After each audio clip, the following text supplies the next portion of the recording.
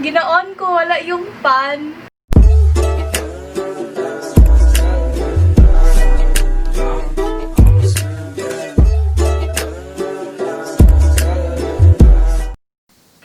Welcome back.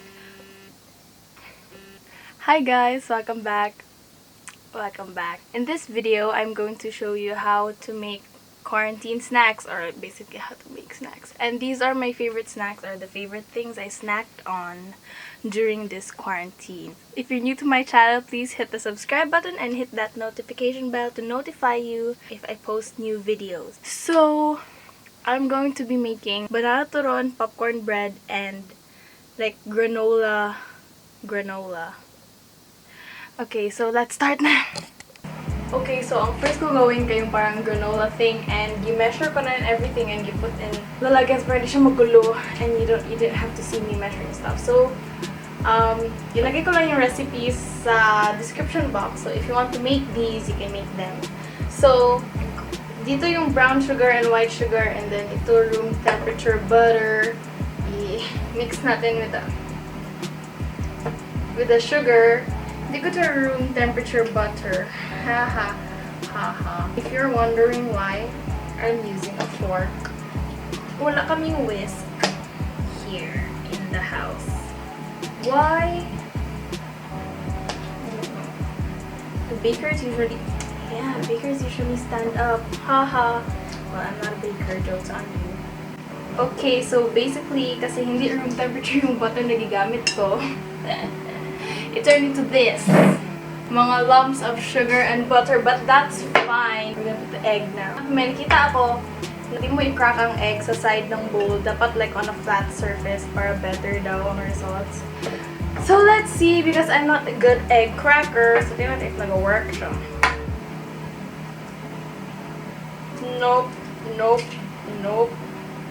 Nope. Either baka lang talaga ako mag-crack ng egg, or mali yung nakita ko. We will put in our egg. Here we have our sugar and butter and egg mixture. So dito yung oats, yung flour, yung salt, yung baking powder, baking soda. And sadly, wala kaming vanilla extract kasi wala na sa mga supermarket. Anyway, i-mix natin ang dry and wet ingredients natin together. Okay, yeah, this is the final like mix. Yan, this is what we are going to put in the pan for baking. I took our baking sheet, and I sprayed some cooking spray onto it because I didn't want to use parchment paper, because this might stick to the parchment paper. It might stick to the pan too. That's okay. We're just gonna... I don't know how my sister does it. So, being me, I'm just gonna plop everything down here. You know what? Sayang naman. Let me use this. I'm gonna use this measuring spoon because I'm too lazy to stand up and get a spoon, and magwash na naman ang spoon. Oh yan. Do I know what I'm doing? No. But will it still taste good? Yes. So do I care? No. Now we're gonna pop this jar. Now we are going to put this in the oven for 15 to 20 minutes. See you after these are done. Wow!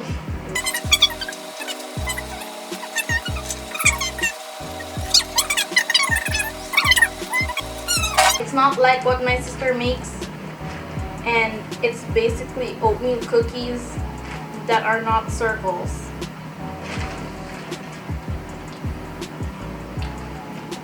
But that's okay. Next.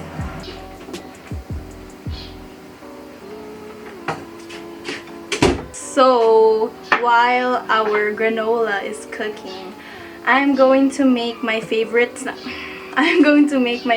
snack, which is bread popcorn. First, what I did, kay Gikat ko, literally, gikat ko itong bread. 5 to 5 pieces of bread. Gikat ko into squares, like that. And then we're going to get some brown sugar and milk. First of all, we are going to toast this bread in a pan. And then we'll put it back there. You know what? Let me just show you. I will clean that later. Ay! Ginaon ko, wala yung pan. I love myself. Wow. Okay, so yan. Whoops. So, i-on natin. Makita nyo? No, you can't. So, first, nagawin natin kay i-toast natin yung bread. So, ilagay natin lahat. Like this. Yeah. And then, i-toast lang natin. We're just gonna toast it. So we have to wait for a really long time. Look! Burning. Oh, that's fine. So here, dito na yung toasted natin na bread. Oh! Wala siya nahulog. Dito na yung ating toasted bread. So, no! May nahulog bread! Oh! Okay, so now we are going to make the caramel. You're going to start with a low heat. So first, we're going to put sugar. Feel ko okay na ang like 1/2 cup of sugar for this. No? Maybe 1/2 and a little bit more. Oh, wait lang. Feel ko madami na masyado. You know what? That's fine. A little bit of water. Oh my gosh. And then, ipa-caramelize natin yan. Yung state, I'm going to add the milk. Whee! The milk makes it taste better. Hello, did I mess up? Lagay ko ng konting water kasi parang sobra ka not liquidy enough. This is probably fine. Probably. So, ilagay na natin ito. So, guys, I'm not a very good.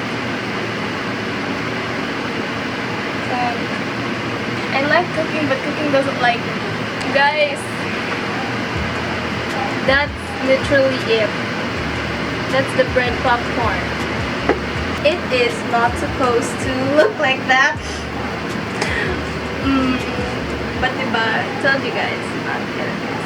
But, ang taste niya,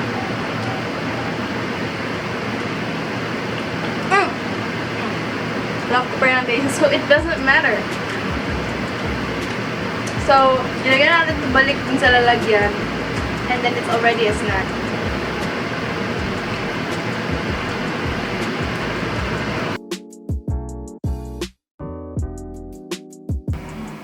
The third snack that we are going to make is turon.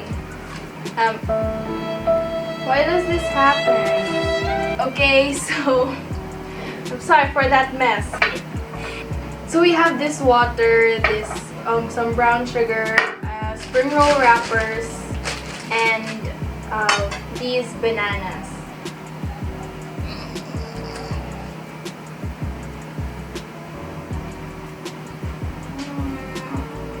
I'm going to cut the bananas now in half. We will coat this first, everything in brown sugar. So I'm gonna do that. Okay, now we have dirty fingers. I'm going to show you. So you take one piece, in English, you take one piece and then you put it on the one end. It's supposed to be in a diamond shape, and then you wrap it around the banana tightly. Once you're in the middle, you get the two ends, and then you put it in the middle like this. I don't know if you can see it. And then you fold it again.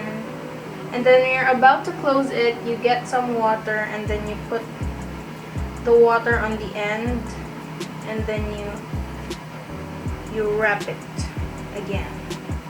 Boom! now, naggabi na. As you can see, it's already nighttime. We are going to fry our turon now. So we are going to put in this sugar in already like that, and then spread it, and then wait for the oil to get hot so that we can start frying our turon. So I'm frying them right now. I'm going to wait until they're golden until they are golden brown, and then we'll see. Hi! So I learned something like just now, that you can make this into chips. And that's what I'm gonna do. Extra! So I made 4 snacks. I like snacks so much. You don't even know. Like, if you're my friend, you know that I love snacks more than meals. So the video I saw, she literally just pulled everything apart and she cut them into squares and then she fried them. So that's what I'm going to do. Now that they're in square shapes, you heat up some oil in a deep pan, and then you wait for it to become like really hot, and then you fry these, or like maybe medium hot. So let's wait for it to get hot.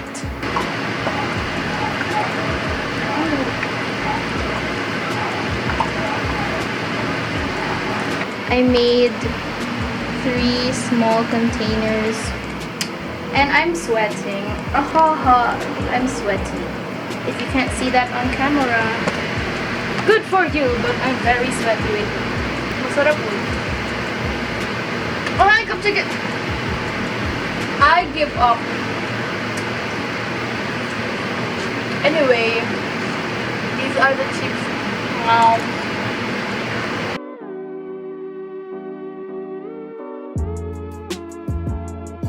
Guys, so medyo haggard na ako, wala na ako lipstick. But that was it for this video. I hope you guys make your favorite snacks too, and I hope you try making what I made today and succeed. And see you in my next video.